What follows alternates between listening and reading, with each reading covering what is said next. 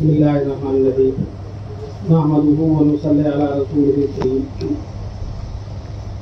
कल ही से आप हज़रात की बहसें, तहक़ीक़ात और फ़िक़ही जज़ियात पर आप हज़रात की नज़रों का मुशाहदा कर रहा था और तबीयत अंदर से बहुत बाग हो रही थी। आज भी अल्हम्दुलिल्लाह ऐसे उलमा हैं जो आलमगीरी दौर की याद ताज़ा कर रहे हैं।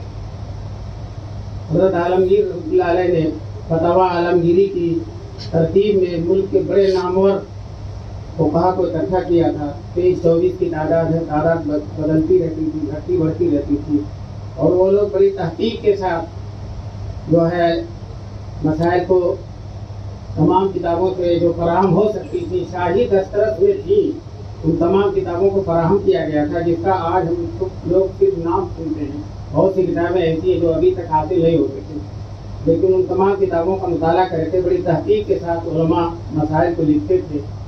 फिर जो जिम्मेदार थे मुल्ला निज़ामुद्दीन साहब बुरहानपुरी, वो जो उलमा लिखते थे वो बादशाह को सुनाते थे तन्हाई रात में, और बादशाह बड़ी गौर से उसे सुनता था। चुनांचे उसमें एक वाक़या लिखा है कि कुछ मुरत्तिबीन फतावा में किताब में शाह अब्दुल रहीम साहब रहमतुल्लाह अलैह जो शाह वलीउल्लाह के वालिद थे, उनकी वालिदा कहती थी तुम इसमें शरीक रहो ताकि फ़ायदा होगा। उनके पीर कहते थे तुमने गलत किया, नहीं शरीक होना चाहिए। बहरहाल वो उन्होंने कुछ मसला लिखा था और मुल्ला निज़ामुद्दीन बादशाह को सुना रहे थे। बादशाह ने उस पर जरह की तो मुल्ला निज़ामुद्दीन जवाब नहीं दे सके, तो वो नाराज़ हो गए और उन्होंने शाह अब्दुल रहीम साहब को उसमें से अलग कर दिया।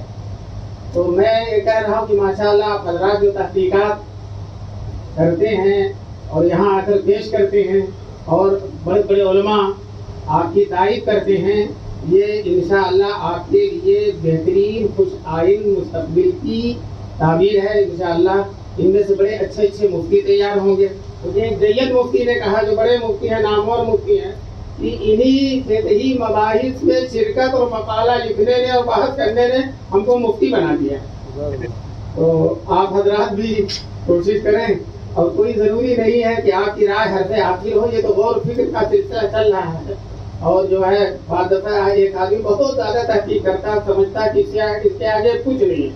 वाक़ई तहक़ीक़ को मैंने सब सर कर लिया, लेकिन जब यहाँ आकर बैठता है तो फ़ौक़ुल इल्मी अलीम का मंजर सामने आता है, उसकी निगाह खुलती है। बहरहाल मैंने तो इन मकालात को कोई मकाला भी नहीं देखा, और मैं जो मेरे कमरे में खादिम हो कह रहे थे आप जाएंगे, मैंने कहा भाई मैं मुफ्ती नहीं हूँ, मैं तो सिर्फ तमाशा देखने के लिए आ गया हूँ। लगा थोड़ी देर के लिए चले जाइए। तो बहरहाल लेकिन यहाँ आकर मेरा अपना बहुत फ़ायदा होता है, और जो क्रिप्टो सुनता था मैं, और कल मुझे समझ में आया कि ये बिल्कुल नाजायज़ है, किसी तरह से जायज़ हो नहीं। ख्याल है, वहम है, एक चिल्ली के ख्वाबों की ताबीर है, और इसके अलावा कुछ है वो नहीं। और जो है मौलाना खालिद सैफुल्लाह साहब, अल्लाह उनकी उम्र में बरकत नसीब फरमाए, उनसे जो वाक़या सुनाया सुल्लम पढ़ाने में हम लोग सुनाते हैं उसको। ला हदर भी तसव्वुर में कोई मुरायका नहीं है। बात से जाकर उसने कह दिया कि मैं एक इल्म ऐसा पढ़ कर रहा हूँ कि एक अंडे को 100 अंडा बना दूंगा। तो बाप ने कहा बेटे बनाओ तुम। तो उन्होंने कहा एक अंडा मंगवाइए। कहा एक अंडा, इसी तरह का 99 अंडा और तसव्वुर कर लीजिए। तो उन्होंने बाप भी बहरहाल उस मंतिकी का बाप था, उसने कहा कि बेटे ये तो मैं खा लेता हूँ, 99 तू खा ले।